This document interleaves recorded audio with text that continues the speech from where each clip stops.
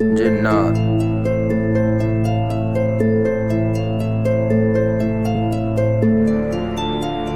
ایک عجیب مخلوق۔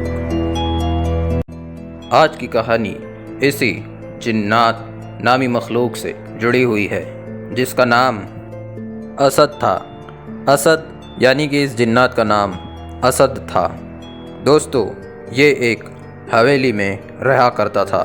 جس طرح سے ہم انسان ہماری ان آبادیوں میں آباد ہے، یعنی کہ ہم یہاں رہ رہے ہیں، اسی طرح سے یہ جنات اپنے اپنے مکانوں میں رہتے ہیں یا پھر ایسی ہی کسی ویران جگہوں پر تلاش کر کے ان میں اپنا بسیرا کر لیتے ہیں۔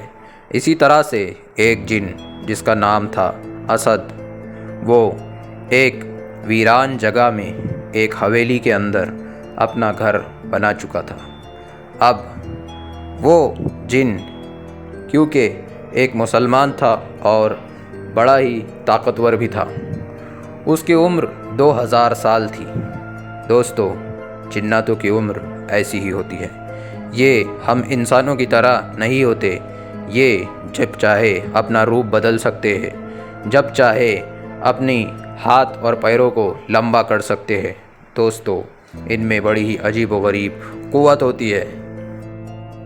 اسد اپنی اس حویلی میں بڑے ہی آرام سے رہا کرتا تھا اور اپنی عبادات کو انجام دیا کرتا تھا، اور جو غذا اسے ملتی تھی وہ کھا لیا کرتا تھا۔ دوستو، یہ ایک عجیب و غریب مخلوق جناتوں میں سے تھا، اور یہ دوسروں کو ڈرانے میں بھی کافی ماہر تھا، جس کی وجہ سے یہ اپنی اس حویلی میں آسانی سے قبضہ کر کے رہ رہا تھا۔ دوستو، اسی طرح سے اس حویلی میں ایک دن ایک شخص آ جاتا ہے وہاں پر رہنے کے لیے، کیونکہ اسے دوسری کوئی جگہ اس رات رہنے کے لیے نہیں ملتی، نہ ہی کوئی ہوٹل اتنی رات کو کھلا رہتا ہے۔ تو وہ شخص، اس شخص کا نام تھا معین۔ معین جو کہ ایک انسان ہے اور اسد ایک جن ہے۔ دوستو، اب معین اس حویلی میں آ گیا کہ وہ ایک رات کے لیے اس حویلی میں رہ لے اور صبح صبح پھر وہ وہاں سے چلا جائے گا۔ اس نیت کے ساتھ وہ اس حویلی میں رک جاتا ہے۔ دوستو، اب وہ اس حویلی میں رک تو گیا تھا، لیکن اس حویلی میں اسے کافی زیادہ بے چینی محسوس ہو رہی تھی، اور اسے ایسا لگ رہا تھا، یعنی کہ معین کو ایسا لگ رہا تھا جیسے کوئی عجیب و غریب قوت اس کے اعتراف میں منڈرا رہی ہے اور اسے ڈرانے کی کوشش کر رہی ہے۔ اسے ایسا لگتا تھا جیسے اسے کوئی ہمیشہ دیکھ رہا ہو۔ دوستو، اب معین بھی ایک مسلمان تھا اور وہ بھی نمازوں کا پابند تھا، تو اب نماز عشاء کا وقت ہو چکا تھا۔ دوستو، معین نے سوچا کہ وہ اب وہاں پر نماز پڑھے گا۔ جب وہ وضو کرنے کے لیے پانی کی تلاش کر رہا تھا تو اسے پانی اپنے اعتراف میں نہیں مل سکا، جس کی وجہ سے وہ تیمم کرنے لگا۔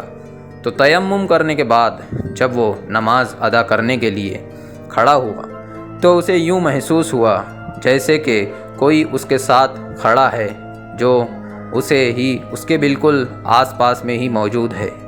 دوستو، کیونکہ اسد جو کہ ایک جنات ہے، وہ بھی نماز پڑھنے والا تھا، کیونکہ وہ بھی مسلمان تھا۔ دوستو، اب دونوں بھی، جو کہ ایک جن ہے اسد اور معین جو کہ ایک انسان ہے، دونوں بھی اب ایک ساتھ کھڑے ہو گئے۔ اسد اس بات سے معین سے ناراض نہیں تھا کہ وہ اس کی حویلی میں آیا ہے، بلکہ اسد کو بھی خوشی ہو رہی تھی کہ ایک نیک شخص اس کے حویلی میں موجود ہے۔ دوستو، لیکن جو ہمارا بھائی معین ہے، اسے پریشانی ہو رہی تھی۔ اسے یوں محسوس ہو رہا تھا بار بار کہ کوئی اس کے اعتراف میں موجود ہے اور لگاتار اسے دیکھ رہا ہے۔ دوستو، اسی حال میں معین نے نماز کی نیت باندھ لی اور نماز عشاء ادا کی۔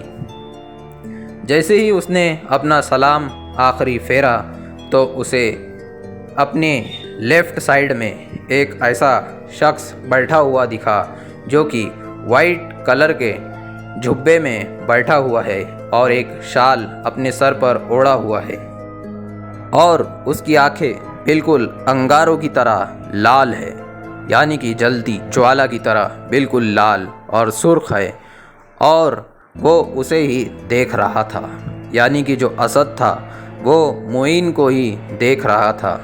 اب دوستو، معین ہے تو ایک انسان ہی، تو وہ بھی کافی زیادہ خوف زدہ ہوا، اور معین اسد سے بری طریقے سے ڈر گیا کہ یہ میں نے کیا دیکھ لیا ہے، اور اس سے یعنی کہ اسد سے معین دور ہٹنے لگا۔ اتنے میں اسد نے معین سے کہا اپنی ڈراؤنی سی آواز میں کہ ارے مجھ سے ڈرو مت، بس مجھے اتنا بتا دو کہ تم یہاں کیوں آئے ہو۔ تو معین نے ڈرتے ڈرتے کہا کہ میں یہاں پر بس ایک رات کے لیے ہی رک رہا ہوں، اس کے بعد میں یہاں سے چلا جاؤں گا، تم مجھے کوئی نقصان مت پہنچاؤ۔ تو اتنے میں اسد کہتا ہے کہ ٹھیک ہے، تم یہاں رک سکتے ہو، اگر تم کوئی بری نیت کے ساتھ یہاں پر آتے تو میں تمہارا کام کب کا تمام کر چکا ہوتا۔